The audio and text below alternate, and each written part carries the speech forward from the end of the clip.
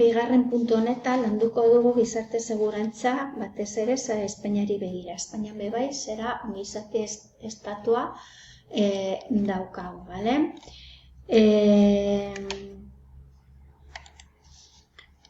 Eta lehen esan dugun bezala, estatuak bat da zera babesten gaituna, eta estatuak da zerari langile eta mundu guztiei zera hainbat zerbitzu eskaintzen dizkiguna, bale?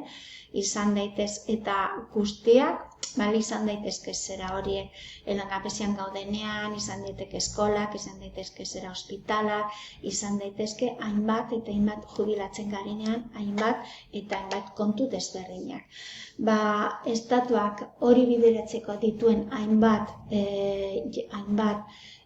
organismo, izan daiteke el INSALUD, Instituto Nacional de la Salud, el Instituto Nacional de la Social, el INSERSO, Instituto de Mayores y Servicios Sociales Segurazki entzun da duzuenok. Bale, lehenengo, bigarren puntua, nahiko.